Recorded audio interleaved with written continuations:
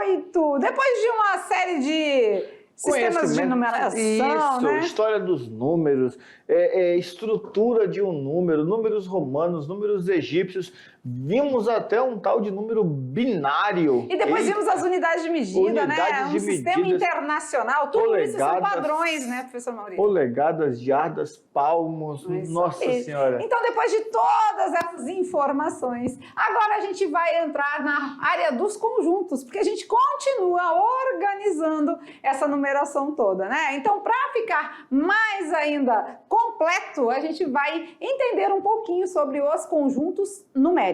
A gente começa isso lá no 6º ano, né? Isso. Assim, propriamente dito, no 6º ano. No 6º ano a gente começa a entender um pouquinho dos conjuntos, que a gente vai ver ainda nas aulas ainda, né? Quem são os naturais, quem são os inteiros, racionais, irracionais e reais. Mas antes disso a gente precisa entender algumas coisas. O que é um conjunto vazio? O que é um conjunto unitário, umas operações entre conjuntos, isso, né? Interseção, união, diferença. Né? Acho que eles estão pensando, tem tanta coisa. É isso, meu Deus. Mas a gente vai ensinar bem no passo a passo, como sempre, e de certeza que vai ficar tranquilo. Então, vem com a gente, aula de número 8, vamos junto, olha lá. Na aula de número 8, então, a gente vai iniciar umas noções básicas de conjuntos, onde a gente vai trabalhar o que mesmo? Representação de conjuntos, tipo de conjuntos, operações entre conjuntos. Não perca! Não. São muitos episódios aí, vamos lá. No oferecimento da aula, olha aí, lá vem a escola da aula de hoje, vamos ver? Muito bonita, toda aí gramadinha, né? Tem um parquinho lá, olha que legal. Né? E será que é onde essa escola? Vamos revelar? Vamos revelar para os outros demais. Quem é dessa escola já reconheceu, né? Já falou, já sabe. Quem não é, vai querer conhecer, vai saber o município e de onde fica essa escola. Vamos ver. A escola de hoje vem lá de Montenegro, Escola Polo Justino Luiz Roncone. Esses dias estivemos em Buritis, passamos aí pelo município de Montenegro, né? Passamos pertinho. Isso, não conhecemos a escola. Eu, na verdade, já fui uma vez a uma formatura, mas assim, desejamos aí felicidades, né, nessa caminhada com os nossos alunos lá de Montenegro também. Um beijo para todos, um abraço aos professores presenciais, certinho? Beleza? Então, falando agora da parte de conjuntos, a gente vai visualizar, vamos lá na telinha? A gente vai ver então a representação de conjuntos. Vamos iniciar assim, né? Conjuntos é um conceito primitivo. Então quer dizer que faz tempo. Faz tempo. Desenvolvido pelo matemático George Cantor. A partir dele se desenvolveu diversos outros estudos matemáticos. Tá, beleza. Mas o que é conjunto? Conjunto pode ser entendido como uma coleção de qualquer objetos. Na verdade, qualquer coisa, não é? Pode ser representada da forma de conjunto. Reunidos, né? Reunindo objetos, a gente pode montar um conjunto, né? Então a gente tem um exemplo bem prático. Por exemplo, o Brasil forma um conjunto, pode ser? Sim, sim. Pode ser. Então o Brasil, na sua totalidade, dos estados todos. Isso, né? Mas então eu posso dividir também em conjuntos menores? Subconjuntos? Por exemplo, as o regiões. Estado do Norte. As regiões, né? Região Norte, região Sul, Sudeste, Norte, Nordeste. Mas a geografia agora? É, quase isso. Então, a hora que eles estiverem olhando essa telinha aqui, nós, pessoas de matemática, o mapa do Brasil. Vamos falar de densidade demográfica, não, brincadeira. Que isso tem a ver? Então, quando a gente está falando que o Brasil é um grande conjunto, né? A gente pode verificar os subconjuntos, que são as regiões, mas também a gente pode dizer que cada estado é um elemento desse conjunto, não pode? Sim, sim. Então quer dizer que o estado de Rondônia...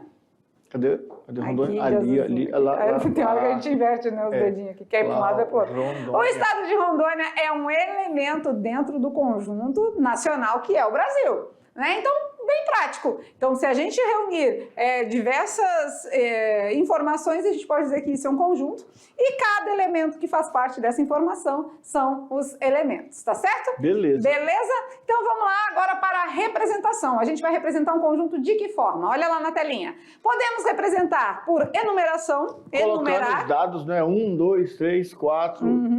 Podemos também descrever, por exemplo... X, tal que X é um número natural. Aí, olha só, essa barrinha deitada é justamente a restrição desse nosso conjunto, tá? Ele significa tal que. Muito bem. Então, quando a gente está falando de representar um conjunto, primeiro, a representação vem em letra maiúscula, pode ser de A a Z, mas é letra maiúscula. Se eu estou falando dos elementos, por exemplo, eu estou querendo aqui as vogais. A, E, I, O, U. Aí isso eu vou ter os elementos em letras minúsculas, tá? Então sempre a representação de um conjunto se dá por uma letra maiúscula. Também enumerando pode ser os valores, né? Agora descrevendo eu vou dizer em forma de texto. Isso. X tal que X é um número natural. Quais são os números naturais? 0, 1, 2, 3, 4, até o infinito. 5. Isso mesmo. E também posso fazer uma figura, uma representação de conjunto em forma de figura, chamado, já vamos conhecendo aí, de diagrama de Venn. Então, nesse caso, nós temos aqui o mesmo conjunto A, do mesmo jeito que enumerando, que descrevendo, só que agora dentro de uma circunferência os elementos estão lá dentro, tá bom? Beleza. Então essas são as maneiras de se representar um conjunto. Então quando a gente estiver falando com vocês, a gente pode usar qualquer uma das três formas, tá? Ou a gente vai usar assim, enumerando, ou a gente descreve o que a gente quer. Ah, x tal que x é número primo. Ah, é os múltiplos de 10 menores. Podemos colocar X, tal que X é um estado da região sudeste. Podemos. Nordeste. E aí, o conjunto, depois, quando formos fazer algumas operações, você tem que saber quais são esses elementos. Quando está enumerado, é mais fácil porque você visualiza, né? O conjunto A formado, aí tem lá pera, maçã, banana, são frutas. Coloquei lá, tá fácil. Agora, se eu falo frutas tropicais, aí você vai ficar, mas quais são as frutas tropicais? Então, são alguns detalhezinhos que, quando eu descrevo o conjunto, pode dar uma atrapalhada. É de eu não lembrar quais são ou de não conhecer todos. E o importante é que vocês tenham a ciência de que a gente pode mostrar das três formas. Isso. Ora, a gente está falando dessa forma, daqui a pouco a gente pode estar falando pelo diagrama, mostrando pelo diagrama. Então, assim, vai variar a forma como a gente vai representar o conjunto ao longo das aulas que trata desse assunto. Certinho? Certinho. Beleza? Então agora vamos de tipos de conjuntos. Então, por mais que a gente tenha o conceito do que é um conjunto, existem algumas características, né? Sim. E existem conjuntos específicos com determinados tipos. Então é dentro disso que a gente vai começar a explicar para vocês. E claro, né? Sempre é bom aquela anotadinha, né? Quais são os tipos? Quais as maneiras de representar? Façam as suas anotações que vai valer muito a pena depois na hora de estudar, tá bom? Vamos lá, tipos de conjunto, vamos começar pelo conjunto unitário. O nome já diz, né? O unitário tem o quê? Formado por um único elemento, só tem um elemento, único. O unitário possui um único elemento, que é o caso da gente falar do número par primo. Qual é o único número par que é primo? 2. O 2, então é só um conjunto unitário, né? Beleza? Olha aqui teve a representação pelo diagrama, o conjunto A apenas com uma maçãzinha, e tem a representação aí também pela enumeração, só mostrou uma maçãzinha dentro dos parênteses, tá? Conjunto unitário, um elemento. Beleza. Conjunto vazio, professor Maurício. Não possui elementos. Claro, né? Se é vazio, o nome já diz, não possui elementos. Posso representar de duas formas, né? Até é bom a gente conversar um pouquinho com eles aqui. Olha lá, a gente pode representar de duas formas. Ou a nossa circunferência cortada, né? Ou duas chaves sem nada dentro. Tem aluno que aprendeu ou que viu, aí faz o quê? Abre a chave, coloca dentro esse símbolozinho do zero cortado e acha que está vazio. Não, vazio é aqui, ó, sem nada, tem nada então, dentro. Ou assim. Esse sinal cortadinho quer dizer de negação, né? Isso. Né? Assim como nos sinais de trânsito, né? A placa de sinais, quando tem um ezinho cortado, proibido estacionar. Então é um não, é a negação. Para matemática também, quando tem um cortezinho, é não pertence, não está contido ou não possui o caso de elementos no conjunto. Ou assim. Não coloca isso dentro disso. Aí tá errado. Beleza? Mais tipos de conjunto? Vamos lá? Temos mais tipo, o conjunto finito. Olha lá. O próprio nome já sugere tudo. Finito, tem fim. Ao contar seus elementos um a um, chega-se ao fim. Olha o nome, finito, tem fim. Então se tem fim, aqui está o exemplo do conjunto das vogais. Isso. A, E, I, O, U. Olha lá. A, E, I, O, né? U. E esse Uzinho aqui, que será que significa? Já a gente vai ver, tá bom? Agora, se a gente está falando do conjunto finito, a gente também vai falar do infinito. E aí? E o conjunto infinito, esse nome te diz alguma coisa? Ao infinito e além. Quando a gente fala do conjunto finito, é aquele que tem fim. É com a lógica matemática que, claro, que o infinito não tem fim, né? E vocês lembram desse símbolo? Virou moda, né? Muito agora? usado, né? Nas gargantilhas, brincos, pulseirinha e tudo, né? Porque esse símbolo, ele significa isso. Não tem começo, nem fim. Ele tem um elo infinito de ligação, sem começo e sem fim. Então, quando a gente está falando de conjunto infinito, a mesma propriedade a gente está usando para conjuntos também, E ele ficou tão assim, tão comum, que já estão começando a fabricá-lo com alguns erros, né? Porque no original ele não tem, ele nem se encosta, ele tem uma conexão e fica... E agora os novos já estão tudo fechadinho e parece uma chapinha, parece o número 8. Fazem o 8 deitado, não é o 8 deitado, tá? Ele é um símbolozinho assim que vai, ele se conecta por trás, ele não tem início nem tem fim. Sim mesmo, isso mesmo. Então o conjunto infinito parte deste mesmo princípio, vamos ver? Olha lá então, um conjunto infinito, A tal que A é par. Os números pares têm fim? Não. Não, né? Não tem fim. Então é um conjunto infinito. Ali, os múltiplos de 3. Também não tem, né? 3 vezes 0. 0. 3 vezes 1. 3. 3 vezes 2. 6. 3 vezes 3. 9. Então, o que significa esses 3 pontinhos, né? A reticência. Significa que esse conjunto não tem fim, porque sempre haverá elementos a serem contados na sequência. Beleza. Tá bom? Legal, né? Então, a gente entendendo os tipos de conjuntos, vamos mais pra frente. Agora o conjunto universo. Agora a gente vai entender o porquê desse uzinho, né? O que é mesmo o conjunto universo? O universo é aquele conjunto maior, o global. Por exemplo, citamos agora há pouco as vogais. Lembram das vogais? A, E, I, O, U. Podemos separar as vogais em vogais abertas, vogais fechadas. Aí entra mais no campo do português. Não é muito a nossa praia, mas sabemos que tem vogal aberta, vogal fechada. Mas o universo são as vogais. Podemos usar o universo também como sendo o alfabeto, né? O alfabeto é o nosso universo, é todo. Então, o universo é aquele conjunto que abrange todos os elementos que eu estou falando. Um outro exemplo do universo, o conjunto dos números naturais. Podemos separar os números naturais em números pares, em números ímpares, em números primos, em múltiplos de 5, mas o universo continua sendo dos números naturais. Então o conjunto universo ele vai variar de acordo com o que está se tratando na atividade, no exercício, né? Então, tipos de conjunto: unitário, vazio, finito e infinito, e o conjunto e o universo, tá bom? Mas melhor do que a gente está explicando para vocês na teoria, com certeza é a praticar, né? Matemática é prática, então vamos lá, olha. Agora, para entender melhor, identifique os conjuntos abaixo em vazio, unitário, finito ou infinito. Então vamos juntos aqui analisando e respondendo, vamos ver. Letra A. X tal que X é número primo e par ao mesmo tempo. Acabamos de falar, né?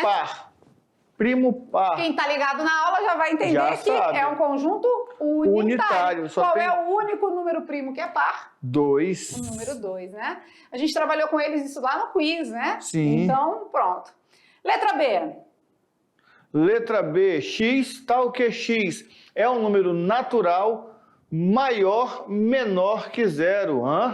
Maior e menor que 0? Não existe nenhum número natural que seja maior e menor que 0 ao mesmo tempo, não é? Então esse conjunto é? Vazio. Vazio, né? Beleza? Letra C. Letra C é o conjunto formado pelos números 1, 2, 3, 4, 5 e reticências. Esses 3 pontinhos significa que é um conjunto infinito, né? Agora na letra D, 0, 5, 10, 15 pontinhos e 90. Agora tem os pontinhos, então é infinito, né? Não, porque depois dos pontinhos ele abriu uma vírgula, colocou mais um elemento e finalizou. Encerrou o conjunto. Então tem fim. Tem fim. É um conjunto finito, mas aquelas reticências no meio ali quer dizer o quê? Que existem outros elementos entre o 15 e o 90. Então são os múltiplos de 5, né? Aham. 0, 5, 10, 15, 20, 25, 30, 35, 40, 45, até chegar no 90. Então, nesse caso, ele finalizou, né? Então, quem finaliza? O exercício. Isso. Mas os múltiplos de 5 também são infinitos? São, mas São. nesse caso, ele quis terminar no 90. Então, pronto. Isso. Beleza? Beleza. Até aí, tudo bem? Certinho, tranquilo. Então tá, agora entendidos os tipos de conjuntos, a gente vai fazer as operações entre os conjuntos, né? Então, para fazer operações, a gente tem que entender alguns detalhes. Beleza. Anotaram? Eu quero saber se vocês anotaram. Quais são as maneiras de representar um conjunto? Agora chega de historinha, né? Acabou. Já contamos tudo que é história dos números, já passamos por todo um sistema de numeração, sistema internacional de medida, agora é prática. Então vamos lá.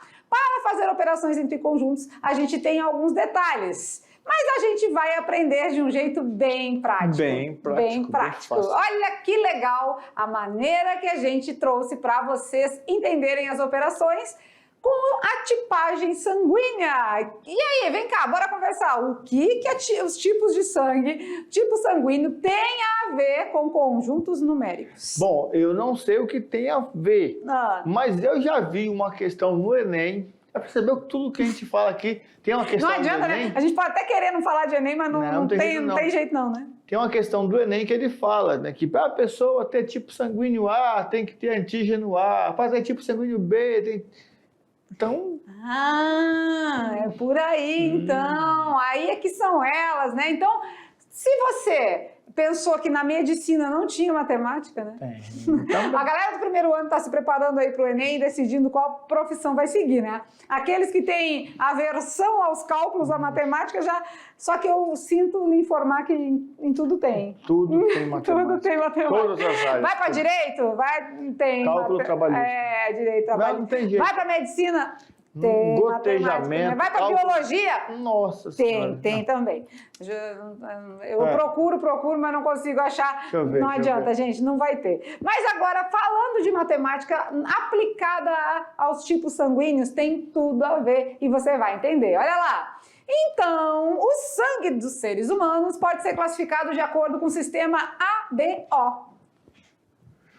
O antígeno pode ser do tipo A ou do tipo B. Uai, mas se é do tipo A e tipo B, por que ele fala ABO?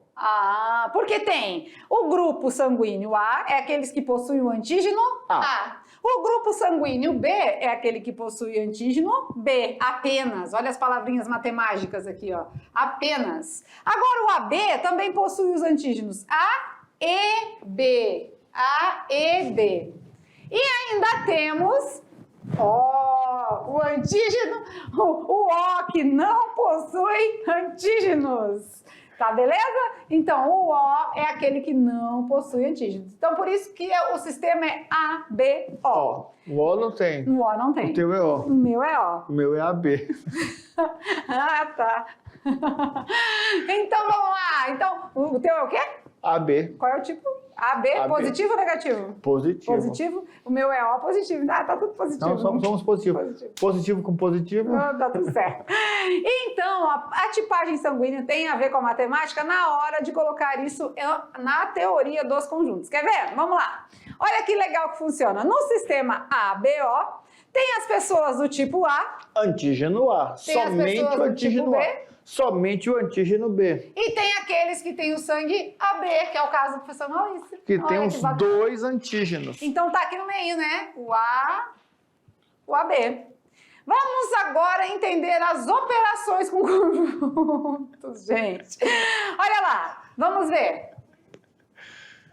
Considere que Ana, Bia, Carlos, Felipe, Ricardo e Sônia realizam um exame de tipagem e que os resultados foram organizados nos seguintes conjuntos.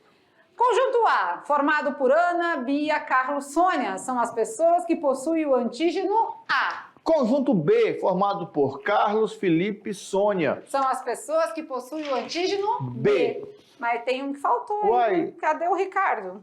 Ricardo não tem nem A nem então B. eu acho que ele é do tipo Oh! Vamos ver? Olha lá. Com essas informações, a gente pode responder algumas questões. Quer ver? Qual dessas pessoas possuem, pelo menos, atenção a algumas palavras? Pelo menos um dos antígenos. Quando fala pelo menos, temos que destacar o seguinte: pode ser um ou pode ser os dois. Letra B. Quais dessas pessoas possuem os dois antígenos? Quais delas possuem apenas o antígeno A? Esse Azinho aqui tá demais, tá? Tá demais. Tá demais ele. O branquinho que apaga. É mesmo, né? Lembra? Tu te lembras? Me lembro. Olha aí que legal. Olha aí, ó. Tá vendo? Não tem esse outro A ali, ó. Não tem mesmo. Quem viu outro A aí nunca teve. Então a gente pode responder essas três perguntas. Quais as pessoas possuem pelo menos um dos antígenos? Quais possuem os dois? E quais delas possuem apenas o A? Tá beleza? Vamos lá agora, vamos colocar isso na prática. Então, para determinar quais pessoas possuem ao menos um dos antígenos, a gente deve considerar aqueles que pertencem ao conjunto A, Ana, Bia, Carlos, Sônia, ou ao conjunto B. Carlos, Felipe e Sônia.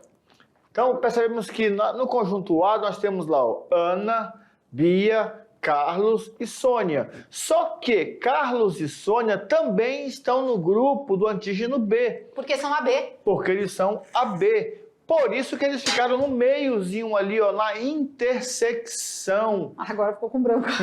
Então eu tenho o Carlos no antígeno B e no antígeno A, eu tenho a Sônia também, né? Isso. Então aconteceu dessa forma, né? Então quando a gente fala de quais pessoas possuem ao menos um dos antígenos, a gente tem que unir todo mundo. Isso. Porque ao menos a perguntinha vai envolver o conectivo OU. E olha onde está o Ricardo. O Ricardo tá lá fora. O Ricardo tá só de fora observando. Né? Só de olho. Então vamos lá. Aqui a gente vai vendo então que para determinar aqueles que têm pelo menos um dos tipos. Tu cobriu o Ricardo. Tem o Ricardo. O Ricardo tá aqui, ó. Ele faz parte de um conjunto universo de todos que foram pesquisados. Só que ele não tem antígeno. Ele tem o O, né? Provavelmente, porque ele tá ali fora, então ele não é nem A nem B. A Bia e a Ana são tipagem A, pois tem apenas o antígeno A. Isso. O Felipe tem apenas o antígeno B. E o Carlos e a Sônia são AB. Olha aí. Quando a gente quer saber quais... Respondendo a primeira pergunta aqui. A primeira pergunta já é a união. O que é a união? Unir todos os valores que a gente tem em todo o grupo, tá bom? Olha lá que a gente vai mostrar melhor para vocês sobre a união. A união de conjuntos, o que acontece? Todos os elementos de A mais os elementos de B. Então, quando a gente une, a gente está trazendo esse símbolo, tá? O Uzinho mesmo de união e está se referindo a todo mundo e usa o conectivo OU. Então, anota, gente. Anota. A união usa o símbolo U e tem o conectivo OU, tá? São todos os elementos de A mais os elementos de B, que no caso ali nós estávamos falando de tipagem sanguínea. Vamos responder a segunda pergunta? Vamos lá para responder a segunda pergunta. Para determinar quais pessoas possuem os dois antígenos, devemos considerar aquelas que pertencem ao conjunto A e ao conjunto B simultaneamente. Olha, outra palavrinha matemática, né? Isso, ou seja, aquele grupo que está no meio ali, num verdinho mais escuro. Ele é A e é B ao mesmo tempo. Quando fala simultaneamente, quer dizer ao mesmo tempo. E quando está querendo esse meinho aqui, isso é chamado de interseção. Olha aqui, tá aqui, ó.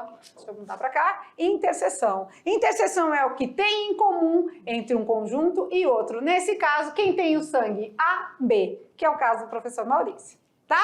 Vamos entender isso aqui agora numa parte representativa? Olha lá. Falando da interseção, então, de conjuntos, acontece dessa forma. Todos os elementos em comum entre o A e o B.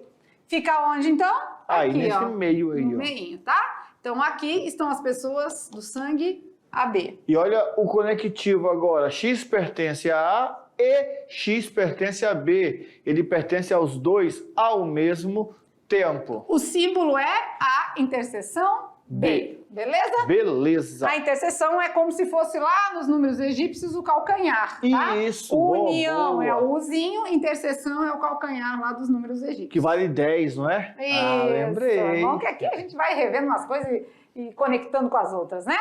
Agora vamos responder a terceira pergunta. A terceira pergunta era para determinar aqueles que possuem apenas o antígeno A. Isso. Ana e Bia.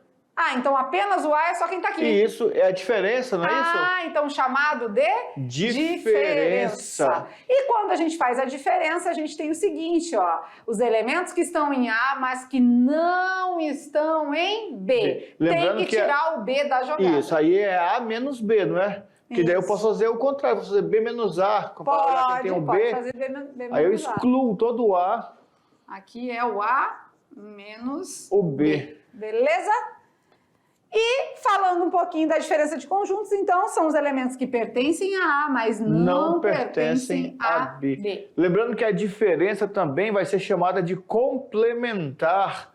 Tá? Eu quero complementar um conjunto usando o outro. Então, são os elementos que tem no primeiro conjunto e não tem no segundo conjunto. E é mais legal, o mais legal de tudo isso é que a gente vai fazer exercícios que a gente vai construir, mas a gente olhando assim pela tipagem sanguínea, a gente já vai entendendo melhor, né? Isso. Aprendendo de uma maneira mais bacana. Existe também, por último, para finalizar, a igualdade de conjuntos. E se é igual, é porque tudo que tem no A também tem no B, né? Por exemplo, o conjunto A, conjunto dos números naturais maiores que 8. 8, 9, 10, 11, até o infinito. É, na verdade aqui tinha que ser maiores ou igual, né? Para colocar o 8, ou senão a gente tem que tirar o 8 daqui, né? Beleza? Beleza. Maiores que 8 vai ser do 9 em frente, tá? Então quer dizer que nesse caso o A é igual a B, pois ambos têm os mesmos elementos. Beleza. Certinho? É, o primeiro foi dado em notação, né? Conjunto dos números naturais maiores ou iguais. Maiores que 8. Foi descrito, né? Isso. Descrevemos e no segundo a gente foi enumerado, né? Beleza. Bacana, né? Ficou legal essa aula, ficou boa, né? Graças a Deus, glória. Vamos lá então praticar agora, hora da prática. Vamos colocar a mão na massa, vamos ver. Dados os conjuntos A com os elementos 0, 1, 2, 3, 4 e 5 e o conjunto B tal que, não é? O conjunto B é dado pela seguinte regra: x pertence aos naturais, tal que x é maior ou igual a 4 e menor ou igual a 9. Para vocês entenderem melhor, vamos fazer a representação dele enumerando, é melhor, né? Enumerando. Eu quero os números maiores ou iguais a 4. Então vai o 4, vai o 5, vai o 6, vai o 7, vai o 8. E eu quero os números menores ou igual a 9. Então termina no 9. Beleza. Quando eu estou falando de união, união é juntar tudo que tem em A com o que tem em B, né? Só que os elementos que estão repetidos eu não preciso colocar, certo? Beleza. Vamos representar no diagrama também? No diagrama fica legal. No diagrama fica legal? Então vamos lá. Primeiro, vamos começar de dentro para fora, né? Isso. Os repetidos a gente coloca no meio. Quem são os repetidos? 4 e 5. 4 e 5 tem no A, 4 e 5 tem no B. Aqui é o A, aqui é o B. Beleza? Quem sobrou no A? 0, 1, 2 e 3. Quem sobrou no B? 6, 7, 8 e 9. Beleza, agora tá até mais fácil, né? É, porque vamos a união é tudo, né? A união vão ser quem? Os elementos todos, né? Então, de 0 a 9? 0 a 9. Sem repetir. Sem repetir. 1, 2, 3, 4, 5, 6, 7, 8 e 9. Agora, a interseção. A interseção é o nosso calcanhar de Aquiles. Ou seja, os números que estão em A, que também estão em B. Quem são esses elementos? 4 e 5. 4 e 5. Olha aí que fácil. União é tudo. Interseção é o que tem em comum. Certo? Beleza. Mais um pouquinho de prática. Vamos lá? Dados os conjuntos... Opa, a gente... A gente volta ali e usa o nosso, né? Usamos aqui. Vamos lá. A menos B é pegar os elementos de A e tirar tudo que tem no B? Exclui todo B. Ah, então é exatamente o que sobrou aqui. Isso. É o verdinho aqui? 0, 1, 2, 3. Ah, então 0, 1, 2, 3. Mas agora eu quero fazer B menos A. Aí vai ser o contrário, né? A B menos A é pegar o B e tirar tudo que tem no A. Então é o que sobra em B. Perfeito. 6, 7, 8 e 9. 6, 7, 8 e 9. Viu como é fácil? Não é difícil, né, gente? É só a gente pegar e se ligar. Se você colocar no diagrama, aí sim que facilita, tá? Fica Tenta muito colocar no fácil. diagrama. Aqui a gente tem várias representações, né? Enumerando, descrevendo e pelo diagrama. Mas, claro, teremos outras aulas posteriores que a gente vai fazer muitos exemplos nesse sentido, né? E eu até acredito que a aula 9 já se prepara, um caderninho e tal, porque assim, na aula 9 ele vai poder fazer isso na prática, né? Vai ser aquela aula do quiz. E vocês já sabem, nós explicamos lá no começo que entre uma aula e outra, aquelas aulas são divididas em primeira parte, segunda parte, sempre vai aparecer um quiz. O que é o quiz? É para dar aquela reforçada, ver se você aprendeu, para ligar o pisca-alerta. O quiz é como se fosse um exame. Fizemos um check-up. Ah, opa, aqui ó, tem que reforçar a vitamina B, ó, tem que tomar a vitamina C, ó, tem que tomar qual que é do sol? Do sol? Vitamina D. Vitamina D, tem que ir para a praia um pouquinho, tem que pegar um sol, tem que... Então, quer dizer, é aí que faz o diagnóstico. Então, no quiz é você que vai falar assim, opa, eu tenho que aprender a melhorar isso aqui. Então, na aula 9, eu tenho certeza que vai dar aquela martelada vai dar uma, final. Né, uma fortalecida. Vai ficar bom. Mas como matemática também é saúde, é cultura, a gente vai fazer a campanha aqui do Doe Sangue Salve Vidas, né? E vamos mostrar para vocês rapidinho os quesitos que precisam ser realizados para ser doador de sangue. Olha lá na telinha então. Para doar sangue você precisa estar em boas condições de saúde, não pode estar resfriado, né? Tem que ter descansado bem, tem que estar bem tranquilo mesmo. Tem que ter entre 16 e 69 anos. Pessoas acima de 60 anos só podem doar se já tiverem doado sangue alguma vez antes dessa idade, tá? Pesar no mínimo 50 quilogramas. Acho que eu não vou, hein? Estar descansado, ter dormido pelo menos 6 horas nas últimas 24 horas. E estar alimentado. Por isso, evite alimentos gordurosos e aguarde até 2 horas para poder doar. E também, claro, chegar lá apresentando um documento original com foto. Então, se você seguir esses requisitos, esses critérios, você pode ser um doador de sangue. Então, matemática também é saúde. E outra coisa, já que entramos nesse ponto, né? Além de doar o sangue, quando for doar o sangue, já faz lá o cadastro para fazer o cadastro da medula, né? Já tira no sangue na hora, já tira uma célulazinha para fazer análise, para ver se você é compatível com alguém que está precisando. E só com esse processo de doar o sangue, você já vai estar ajudando e ajudando muito. E o mais legal, doar sangue só tem vantagem, né? Além de você estar auxiliando o seu próximo, a gente recebe uma lista de exames, né? Feito todo um check-up com o nosso sangue, isso de maneira gratuita. Então, doe sangue, doe vida, outra salve coisa vida. Muito importante também para quem é doador. Quem é doador de sangue, ele com algum tempo já ali doando sangue, ele recebe, né, um certificadozinho, e com esse certificado ele pode se inscrever em concurso público gratuitamente. Olha aí, gente, não precisa pagar aquela taxa de inscrição. Segue os requisitos que vai dar tudo certo. Finalizando a nossa aula de número 8, né? Vamos lá, com brincando com os números. Vamos lá, qual é a perguntinha da aula de hoje? Se liga na telinha, pense rápido. 5 sapos estavam na ponte, 3 pensaram em pular. Quantos sapos ficaram na ponte? 8, 2 ou 5? Pense e responda. Matemática genial. 5 sapos estavam na ponte, 3 pensaram em pular. Quantos sapos ficaram na ponte? Pensa, pensa, pensa. 8, 2 ou 5? Com vocês! Hora de ir para as atividades de sala, pensar no nosso teste de raciocínio, praticar, trazer todas as respostas e a gente conferir com vocês. Se ficou algo um pouco duvidoso sobre as operações entre os conjuntos, eu acredito que não. Daqui a pouco tem uma revisão, depois tem atividade e se ficar dúvidas, você tem que vir inspirado e preparado para a aula 9. A aula 9 é muito Que na aula boa. 9 vai ser aquele bota fora mesmo. Verdade. Então até já, galera. Já voltamos.